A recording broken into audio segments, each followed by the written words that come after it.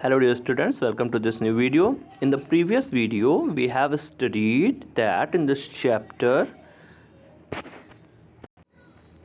in the kingdom of fools क्या होता है, इसमें एक राजा होता है जो कि फुलिश होता है, क्योंकि यहाँ फूल्स चैप्टर का नाम ही था ना, किंगडम ऑफ फूल्स में फूल्स का एक पूरा राज्य होता है। वहाँ पे उनके मिनिस्टर, उनके राजा सब फूल होते हैं। तो एक चोर की डेथ हो जाती है, जिसके बाद क्या होता है कि जो डेथ हुई होती है वो चोर की होती है और उसकी गलतियों की वजह से होती है, वो चोरी करने गया हुआ था। लेकिन राजा ने क्या काम किया, उसने उसका जस्टिस कैसा था, क्योंकि वो तो फुलिश था। तो राजा का क्या जस्टिस दिया कि जिसके घर में चोरी करने गया था पहले उसको पनिश किया, फिर वन बाय वन वो लोग एक दूसरे पे आरोप लगाते जा रहे हैं, ठीक है।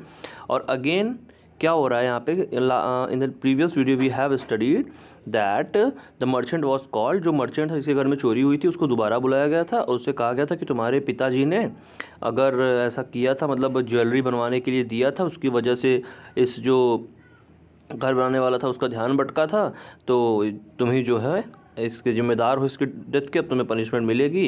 तो उसने बोला था यहाँ पे ना, who ordered the jewellery he is dead but I am innocent, क्योंकि मेरे पिताजी मर गए इसलिए मैं इनोसेंट हूँ। लेकिन राजा तो बेवकूफ़ है। तो अब क्या होगा यहाँ पे हम इस स्टोरी में जानेंगे। In this video we will know about what will happen. So but the king consulted his minister and ruled decisively, it's true your father is the true murderer. लेकिन राजा ने कहा कि ठीक है, राजा ने अपने मिनिस्टर के साथ डिस्कशन किया और उसने कहा ठीक है, तुम्हारे पिताजी मर गए हैं और इसमें अब क्या किया जा सकता है, तुम्हारे फादर तो है नहीं, ही इज़ डेड, वो मर चुके हैं। But somebody must be punished in his place, you have inherited everything from that criminal father of yours. और क्योंकि तुमने सब कुछ अपने पापा का, अपने पिताजी का ले लिया है, जो भी उनका सब कुछ था, धन दौलत सब तुम्हारा हो चुका है, तो अब किसी न किसी को तो मरना ही है। और तुम्हारे जो क्रिमिनल फादर थे उसकी वजह से अब तुम्हें मरना पड़ेगा, क्योंकि तुमने सब कुछ उनका लिया हुआ है, his riches as well his sins. तो अब उनका पाप पुण्य धन दौलत सब ले लिया है तुमने, सो अब तुम्हें तो मरना ही पड़ेगा जो उन्होंने क्राइम किया हुआ है। I knew at once even when I first set eyes on you. और जब मैंने पहली बार तुमको देखा था, राजा ने कहा जब मैंने पहली बार तुमको देखा था, that you are at the root of this horrible crime, कि तुम्हारे ऊपर एक आरोप लगा है इस खतरनाक क्राइम का, यू मस्ट डाई, अब तुम्हें मरना होगा। And he ordered a new stake to be made ready for the execution. तो राजा ने क्या काम किया, राजा ने कहा कि एक नया स्टेक बनाया जाए। स्टेक क्या होता है, एक स्टिक होती है। क्या होता है, एक स्टिक होती है एक बड़ी सी, और उसका जो लास्ट वाला पार्ट होता है ना, ये बहुत नुकीला होता है, और इसको किसी के मतलब पेट के अंदर डाल दिया जाता है तो इंसान की डेथ हो जाती है। तो राजा ने कहा सर नुकीला सा स्टेक बनाओ और इससे डेथ होगी इसकी। As a servant sharpened the stake and got it ready for the impaling of the criminal. और सर्वेंट ने क्या काम किया कि ऐसा एक स्टेक तैयार किया कि इसी से अब इसको मारा जाएगा।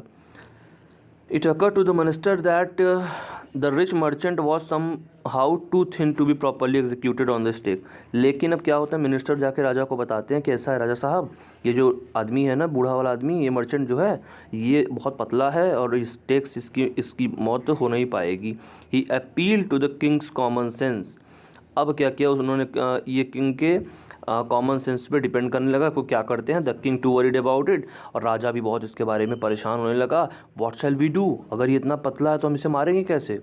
ही सेड, उसने कहा, when suddenly it struck him that all they needed to do was to find a man fat enough to fit the stake.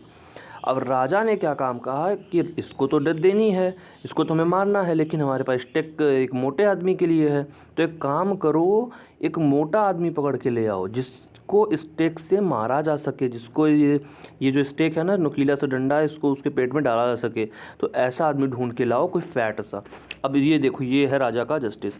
क्यों ऐसा वो करता है, क्योंकि उसके पास दिमाग नहीं है, वो क्या है, फुलिश पर्सन है, फुलिश किंग है, ठीक है।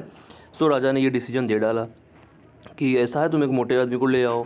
अब क्या होगा, the servants were immediately sent all over the town looking for a man who would fit the stake. अब सर्वेंट जो है वो पूरे राज्य में इधर उधर घूमने लगे कि एक ऐसा आदमी ढूंढते हैं जो मोटा हो, इस स्टेक के लिए फिट हो, जिसको मारा जा सके, भले उस इंसान ने कुछ किया ही ना हो। And their eyes fell on the disciple who had fattened himself for months on bananas and rice and wheat and ghee. और उनकी नज़र उस डिसाइपल, उस शिष्य पे पड़ती है, गुरु के उस शिष्य पे पड़ती है जो कि महीनों से क्या खा रहा है, बनाना खा रहा है, राइस खा रहा है, व्हीट खा रहा है, घी खा रहा है। In the beginning of the story there was a character of disciple. एक शिष्य की का कैरेक्टर था, वहाँ पे उसका एक रोल आया हुआ था ना, जिसमें कि बताया गया था कि कैसे वो गुरु और शिष्य थे, शिष्य बेवकूफ़ था, शिष्य यहाँ रुक जाता क्योंकि सब चीज़ बहुत सस्ती होती हैं और आराम से वो खाने के लिए बहुत बड़ा मतलब फूडी मूडी होता है, मूड के हिसाब से फूड खाता है, फिर वो क्या करता है, वहाँ रुक जाता है इसी किंगडम में। लेकिन उसके गुरु चले जाते हैं क्योंकि उन्हें पता होता है कि यह सब मूर्ख हैं, ये सब चीज़ अकॉर्डिंगली नहीं करते, अपोजिट करते हैं, मूर्खों का शहर है, यहाँ मैं नहीं रह सकता।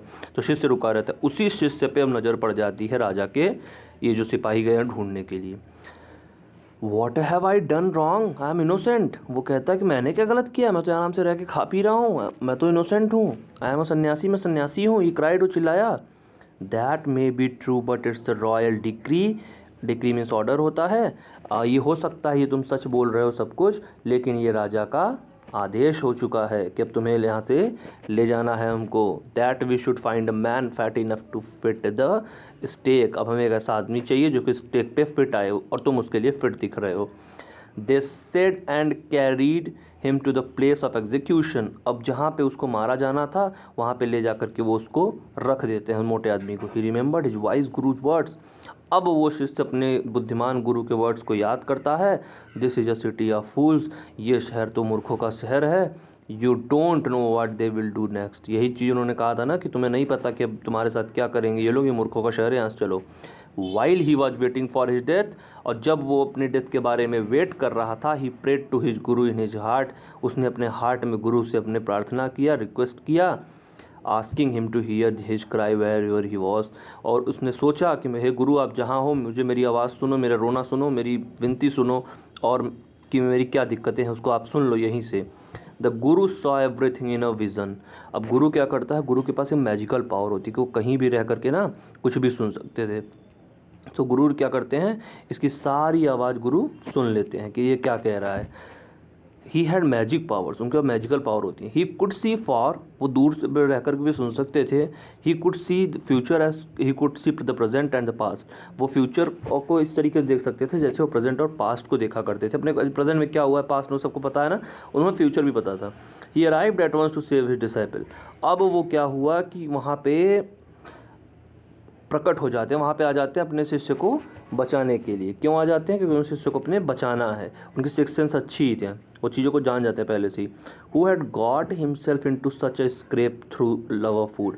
और जो कि समस्याओं में फंस चुका था। क्यों फंस चुका था, because he had the love of food, क्योंकि उसको खाने का बहुत ज़्यादा लव था उसको खाने से ना, इसीलिए वो इस प्रॉब्लम में फंस चुका था।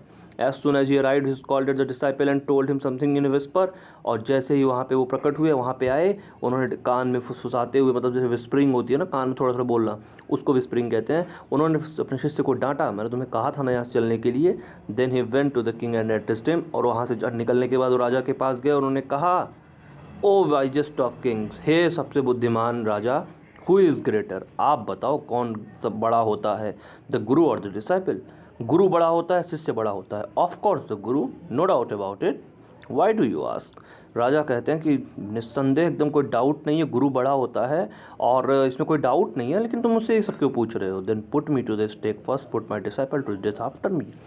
इसलिए आप मुझे पहले स्टेक पे रखिए, जो नुकीला आपका डंडा है, स्टेक है, इस पर आप मुझे पहले से रखिए, मैं मेरे पेट में जाए, मैं मर जाऊँ, तब मेरे शिष्य को आप मारिए। When the disciple heard this he understood and began to clamour. और जब शिष्य ने ये सुना तो वो समझ गया सब कुछ कि अब क्या करना है। उसने कहा, मतलब वो रिक्वेस्ट करने लगा, बार बार जिद करने लगा। क्लैमर जिद करना होता है। मी फर्स्ट, मुझे पहले कर, मुझे पहले मारो। You brought me here first, तो आपने मुझे पहले लाया है। Put me to death first not him, आप पहले मुझे मृत्युदंड दे दो, मुझे मार दो, इनको ना मारो पहले। The Guru and the disciple now got into a fight about who should go first. गुरु और शिष्य के बीच में लड़ाई सी चलने लग गई वहाँ दरबार में कि अब कौन पहले मरेगा। The king was puzzled by his this behaviour. और राजा भी इस तरीके का व्यवहार देख करके परेशानी में पड़ गए, परेशान हो गए। He asked the guru, why do you want to die. Guru से उन्होंने पूछा कि तुम मरना क्यों चाहते हो। We chose him because we needed a fat man for the stake. और इसको तो हम लाए हैं क्योंकि हमें एक मोटा सा आदमी चाहिए था, तुम काहे मरना चाहते हो इसमें। You should not ask me such questions, put me to death first. आपको मुझसे ये सब प्रश्न नहीं पूछना चाहिए, मुझे सबसे पहले मार दीजिए। रिप्लाइड द गुरु, गुरु ने ये रिप्लाई दिया। सो गुरु भी यहाँ पे रिप्लाई कर, रिक्वेस्ट कर हमें पहले मारो, वो पहले रिक्वेस्ट कर रहा शिष्य हमें पहले मारो। So the king is totally puzzled and he is suspicion what to do. Okay, so what will happen in this interesting story? This story is going to be really very interesting, really very suspenseful. So what will happen, we will meet on its conclusion in the last part of this video, and in that video we will meet a conclusion and we will end the story in that video. Okay, so till then revise the lesson and remember the character, whatever the character has been given in this, and complete the story whatever has been told to all of you. Then everything what is remained we will cover it in the next video. Till then, see you, take care.